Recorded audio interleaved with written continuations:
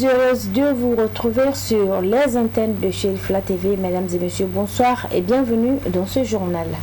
À la une, le président du Haut Conseil islamique du groupement des leaders spirituels musulmans du Mali et guide spirituel des Ansar, Assid Chérif Ousmane Madani Haïdara, s'était rendu à Tamani, son village natal, pour la fête de l'Aïd el-Fitr, couplée aux activités de la Ziara annuelle de Tamani. C'était ce mercredi 17 avril 2024 que le président de la fêtière islamique du Mali, accompagné d'une forte délégation, a mis le cap sur Bamako. Le récit du voyage avec Loutou Sidibé, commenté par Moussa Fomba.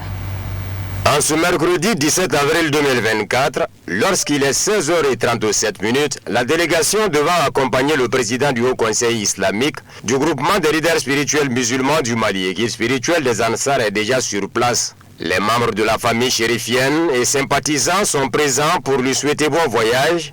Comme vous le constatez ici à Tamani, Assayyada Chérif Ousmane Madani Haïdara sorti de sa résidence donne le top départ du voyage, direction Bamako. Mais avant, son éminence respecte une tradition bien établie, celle de s'incliner devant la tombe de son défunt père, Mohamed El Madani Haïdara, affectueusement appelé Bamadani, au cimetière de Tamani avant de prendre congé des siens. Nous sommes ici où reposent des membres de la famille chérifienne de Tamani, moment de recueillement et de formulation de bénédiction. Cette étape terminée, le président de la fêtière islamique et la délégation qui l'accompagne, une quarantaine de véhicules composés des membres de sa famille, des responsables de la Fédération Ansarine Internationale FADI et des forces de défense et de sécurité sont à la sortie du village. Après quelques kilomètres parcourus, la délégation est à Sonkola. Militants et sympathisants Ansar sont présents pour solliciter ses bénédictions et prier pour un voyage paisible. Le président du Haut Conseil islamique du groupement des leaders spirituels musulmans du Mali et guide spirituel des Ansar et sa délégation prennent congé des sympathisants de Sonkola pour Boyer. Là également, les populations tiennent à exprimer leur vif remerciement à l'endroit du prodige du territoire pour ses nombreuses actions de bienfaisance à leur égard. De Boyer, nous sommes à Siemona. Un accueil chaleureux des militants Ansar et sympathisants est réservé à son éminence, les habitants ne voulant sous aucun prétexte rater cette occasion de voir Sayyada Chérif Ousmane Madani Haïdara. Mot de bienvenue des villageois et une séance de bénédiction pour clore cette étape. Après 20 km parcourus, nous sommes enfin à Baroueli, chef-lieu de cercle. L'accueil est chaleureux. Le natif du cercle a toujours fait montre de son amour pour son terroir, participant aux actions de développement du cercle pour le renforcement de la cohésion sociale et le vivre ensemble. Séance de bénédiction pour boucler cette escale.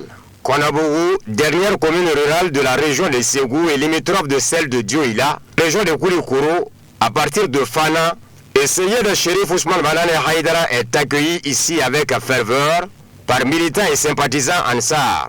Il formule des bénédictions et le cap est mis sur Fana.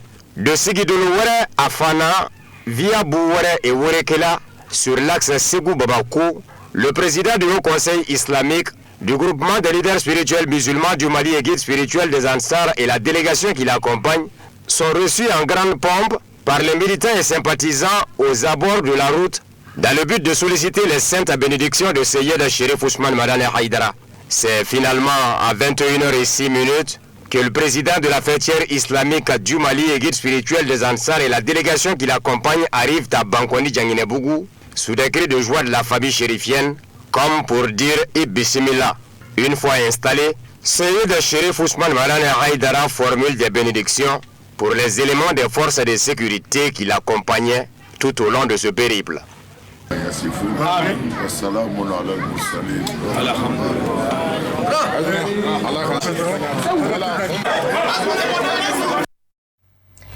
Promotion de la sécurité et la santé au travail. Quelle place pour les entreprises et assurances?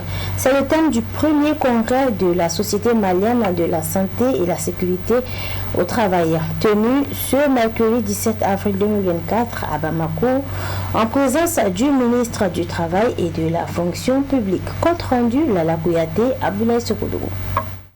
La société malienne SOMAST est une société scientifique qui a pour but de promouvoir la santé et la sécurité au travail dans tous ses aspects en République du Mali. Ce premier congrès vise à créer au sein du travail un environnement sûr, sain et plus durable.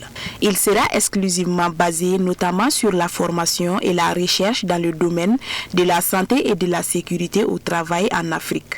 Créera des liens de collaboration entre le médecin du travail et le médecin traitant pour le bien-être des travailleurs, entre autres. La sécurité sociale exerce une incidence prépondérante sur la protection de la santé des travailleurs par une double action, préventive et réparatrice des risques professionnels, particulièrement les accidents de travail et les maladies professionnelles. Le coût direct des accidents de travail et des maladies professionnelles est celui supporté par les institutions de sécurité sociale sous forme de remboursement des frais médicaux, pharmaceutiques, d'indemnisation pour les pertes de salaire, des rentes versées à la victime et aux ayants droit à la suite d'une incapacité permanente ou d'un décès. Le coût indirect correspond à celui supporté par la permanence ou d'un décès. Le coût indirect correspond à celui supporté par les entreprises et résulte du temps perdu par les ouvriers de l'entreprise, du prix du matériel détérioré, à la chute temporaire de la production, des dépenses perdues par le fait d'une formation sans effet et des dépenses inhérentes à la réadaptation des accidentés. Les causes des accidents de travail et des maladies professionnelles sont à rechercher dans toutes les situations, conditions, environnements impliquant un grand nombre de personnes, l'injustice, les misères, la privation engendre un tel mécontentement que la paix et l'harmonie sont mises en danger. À ce premier congrès, on note la participation des professionnels de la santé et sécurité au travail venus du Mali, du Sénégal, du Bénin, du Niger, de la Guinée-Conakry, de la Côte d'Ivoire, du Cameroun, du Burkina Faso, du Togo, de la République démocratique du Congo, de la Belgique. Et durant ces 3 jours, il y aura 6 conférences qui seront animées par nos éminents professeurs. Les départements en charge de la santé et du développement social, du travail et de la fonction publique encouragent et soutiennent cette dynamique de prévention des risques d'accidents de travail de la SOMAS. Ce premier congrès, organisé par la SOMAS, se veut une rencontre permettant à notre pays de réunir les experts nationaux et internationaux pour échanger sur la santé et sécurité au travail et au profit de nos employeurs et travailleurs. À l'échelle mondiale, les statistiques sur les accidents de travail, je crois qu'on l'a dit ici sérieusement, produites par l'Organisation internationale du travail, l'OIT, révèlent que près d'un accident de travail mortel sur 5, 18% a eu lieu en Afrique. Et pendant que le continent ne représente que 2% des emplois, dans le monde contre 15% pour l'Europe qui enregistre moins de 18% au total des accidents. Ces données nous montrent à quel point les conditions de travail demeurent préoccupantes pour les pays africains en général et notre pays en particulier. J'espère que de vos travaux sortiront les déterminants et les défis à relever en santé et sécurité au travail pour une production et le développement durable. Le choix du thème « Promotion de la sécurité et santé au travail, quelle place pour les entreprises et les assurances ?» présente un enjeu majeur au Mali et en Afrique, eu égard aux mutations profondes que le monde du travail a connues ces dernières années avec l'émergence des nouvelles maladies professionnelles. En effet, au niveau international, la sécurité et santé au travail est considérée comme un droit humain fondamental. Depuis juin 2023, avec l'adoption de la santé et sécurité comme étant principes fondamentaux de droit au travail par l'OIT.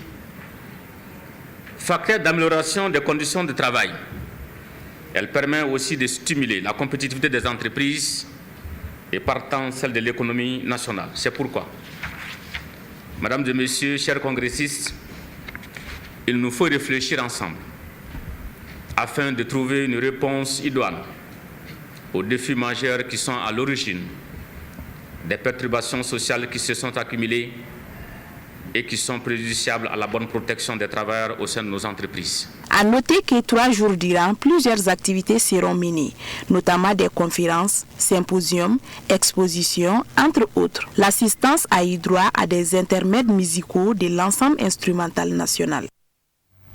Retour en région ségouvienne. Après la ziara de Tamani, comme à l'accoutumée, le fils du guide spirituel des Ansar, Seyd Badra Ali Ousmane Haïdara, a fait escale à Fana pour animer une soirée de prêche. Cette traditionnelle cérémonie de prêche a drainé plusieurs fidèles musulmans venus de différentes localités de Fana. Nos envoyés spéciaux Anama Diawara, Samba Traoré avec la voix de Sadio Sidibé.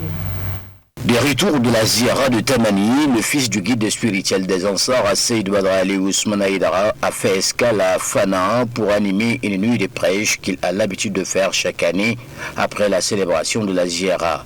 Il a été accueilli à son arrivée à l'entrée de la ville de Fana à l'aide d'une escorte, puis conduit respectivement chez le chef de village et celui de l'imam de la grande mosquée de Fana pour les traditionnelles salutations. Après cette entrevue, la délégation de Badra Ali Ousmane Haïdara a eu droit à un accueil à la devanture de la résidence chérifienne. Salutations, visites de courtoisie et formulation de vœux sont entre autres objectifs inscrits dans le calendrier du fils du guide spirituel des Ansar, Seyd Badra Ali Ousmane Haïdara. Cet exercice a lieu chaque année après la fête de Ramadan, de retour de Tamani, ville natale de son papa, Seyd Chérif Ousmane Madan Haïdara. Ici, les habitants de Fana ont chaleureusement accueilli leur hôte tout en lui souhaitant la chaleureuse bienvenue. Cette rencontre a servi de cadre pour certains intervenants de saluer la venue d'Seyd Badra Ali Ousmane Haïdara sur leur terre tout en lui demandant de faire de bénédictions pour leur localité. Nous sommes très honorés de la présence de Seyd Ousmane Badra Haïdara dans notre circonscription. Nous ne pouvons que le remercier pour avoir honoré ses promesses depuis des années. La présence de Badra, c'est notre terre ici, nous compte beaucoup. C'est dit, ça nous bénéficie. Nos enfants en nous bénéficient. Les personnes qui viennent nous aider à commémorer ces promesses qu'il a tenues de venir ici chaque année. Toute personne qui vient ici nous témoigne vraiment de leur satisfaction sur les vœux exaucés. De plus aussi, Badra est une référence pour nous, les personnes qui ont fait l'école. Il est une référence pour nous, nos enfants qui ont fréquenté l'école. Auparavant, on ne savait pas qu'on pouvait apprendre à l'école et être encore un homme de culte. Mais avec lui, vraiment, on n'en parle plus de ça. On ne peut que lui remercier, que Dieu lui donne longue vie, que Dieu lui exauce ses vœux. Autorités communales, administratives et coutumières ont tout apprécié cette démarche du fils du guide spirituel des Ansar, tout en lui souhaitant la cordiale bienvenue. Occasion pour elle de se réjouir, tout en implorant les bons dieux de pérenniser cette action chaque année. Nous sommes très contents d'être venus parmi nous ici à Fana. Badra, lui, on salue très sincèrement. Chaque année, il vient célébrer le Mawloud à Fana ici. Donc vraiment très content. On salue aussi Jamiatul Ansar Din. Chaque année, vont organiser une grande cérémonie à Fana. Vraiment, ça fait partie du développement aussi, parce que les religieux font partie du développement. Après les différentes rencontres, le fils du guide spirituel des Ansar, Seyd Badra Ali Ousmane Haïdara, a organisé une grande soirée de prêche à Fana, la préfète, au cours de laquelle il a formulé des bénédictions pour la prospérité et l'entente entre les populations de Fana. Soirée au cours de laquelle certains fidèles ont prêté les 6 serments d'allégeance ponctués par les mots de bénédiction.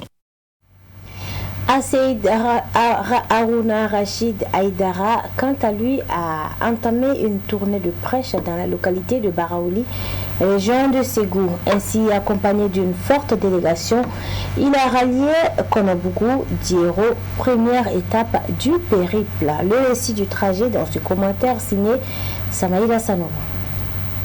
Ici, c'est Konobougou dans le cercle de Baraouli.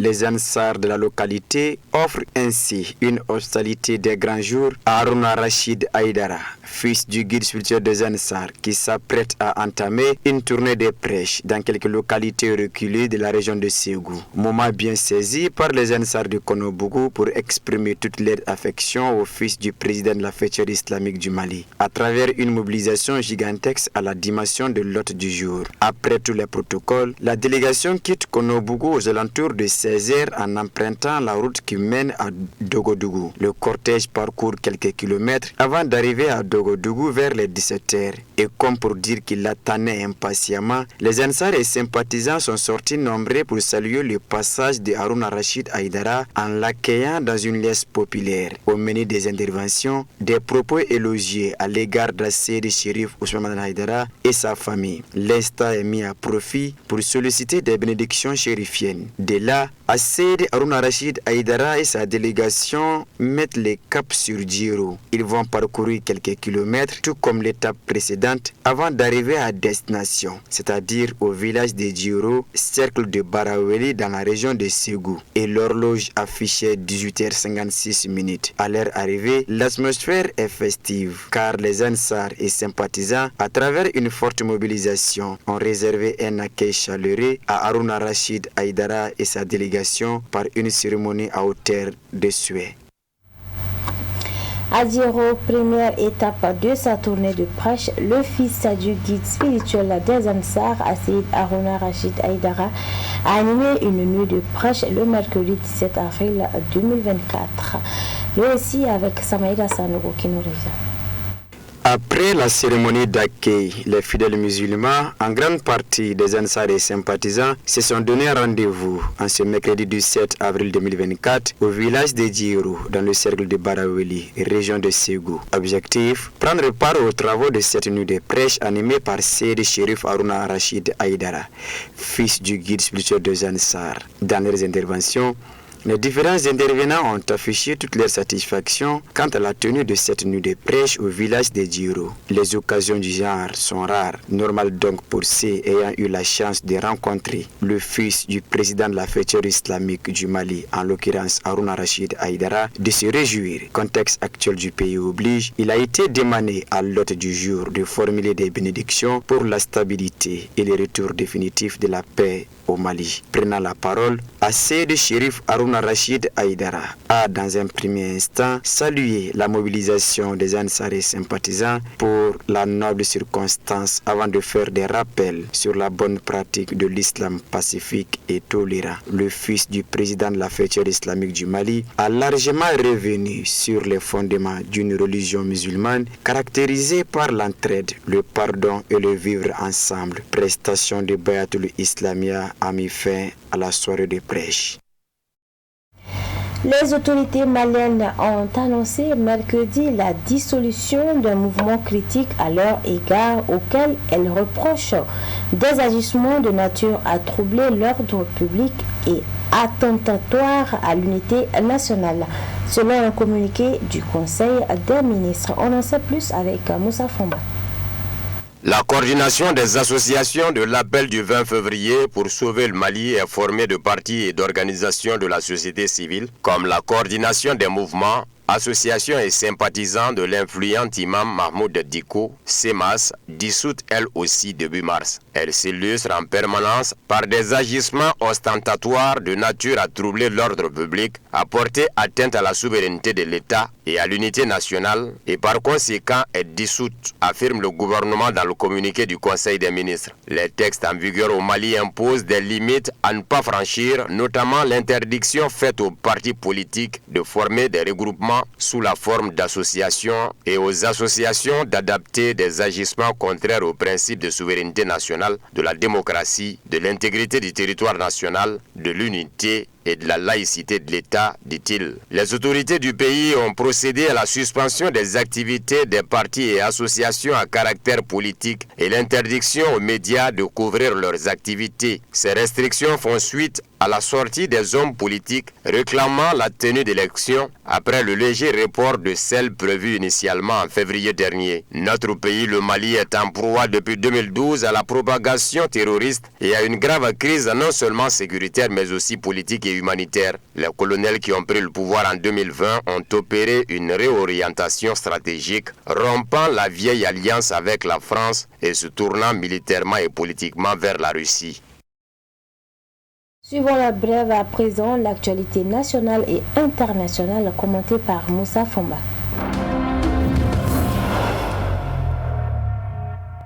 3 diplomates français, dont 2 conseillers politiques, ont été déclarés persona non grata par Ouagadougou. C'est un épisode supplémentaire dans la rupture entre Paris et Ouagadougou. Le ministère des Affaires étrangères, de la coopération régionale et des Burkinabés de l'extérieur du Burkina Faso présente ses compliments à l'ambassade de France à Ouagadougou et voudrait porter à sa connaissance que les personnes ci-après sont déclarées persona non grata sur le territoire du Burkina Faso pour activités subversives, indique un document du ministère daté du 16 avril et nommant 3 Français. Le texte précise que les 3 diplomates ont 48 heures pour quitter le pays. Le 1er décembre dernier, 4 fonctionnaires français, des agents du renseignement selon les autorités burkinabées, des techniciens de maintenance informatique selon une source diplomatique française avaient été arrêtés à Ouagadougou, mis en examen puis incarcérés selon la source française. Ils se trouvent aujourd'hui en résidence surveillée selon des sources sécuritaires du Burkina Faso. Un an auparavant, en décembre 2022, le gouvernement burkinabé avait expulsé 2 Français qui travaillaient pour une société burkinabé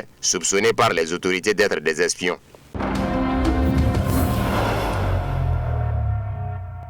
Le président algérien rencontre le représentant du président russe pour l'Afrique. Dans le cadre de sa visite de travail, le représentant spécial du président russe pour le Moyen-Orient et l'Afrique, Mikhail Bogdanov, a été reçu par le président algérien Abdelmajid Tebboune. Les partis ont confirmé leur détermination sur le dialogue et le renforcement de la coopération selon la diplomatie russe. Abdelmajid Tebboune et Mikhail Bogdanov ont noté qu'il n'y avait pas d'alternative au règlement pacifique des conflits au Proche-Orient. Ils ont confirmé l'engagement des 2 pays à accroître le partenariat dans plusieurs domaines. Moscou et Alger ont confirmé leur intention d'accroître la coopération mutuellement bénéfique dans les domaines du commerce, de l'économie, de l'énergie, des investissements, de la culture et de l'humanitaire.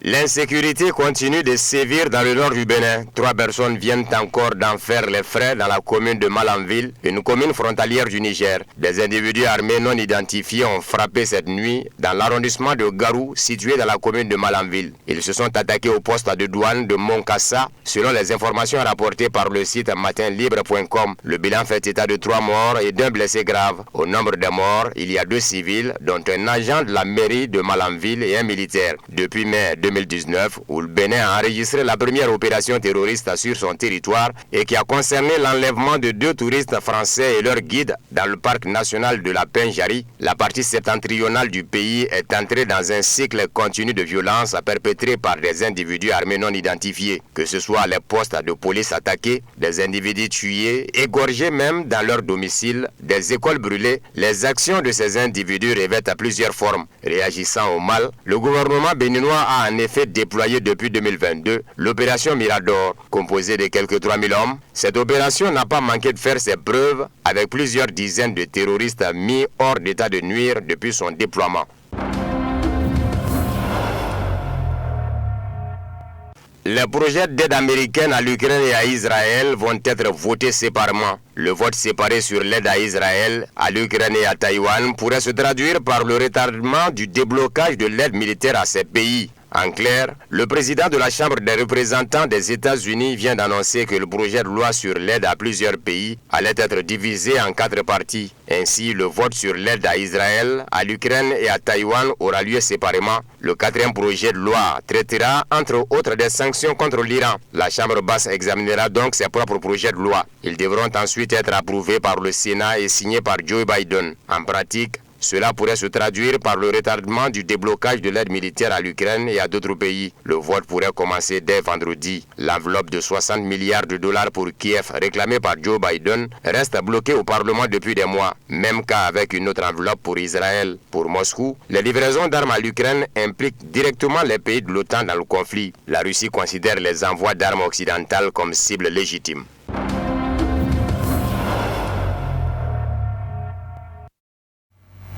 C'est tout pour ce journal. Merci à tous de l'avoir suivi. Retrouvez la version en langue bamanakan à 20h30 avec Mahamadou Ben Chérif Soumano.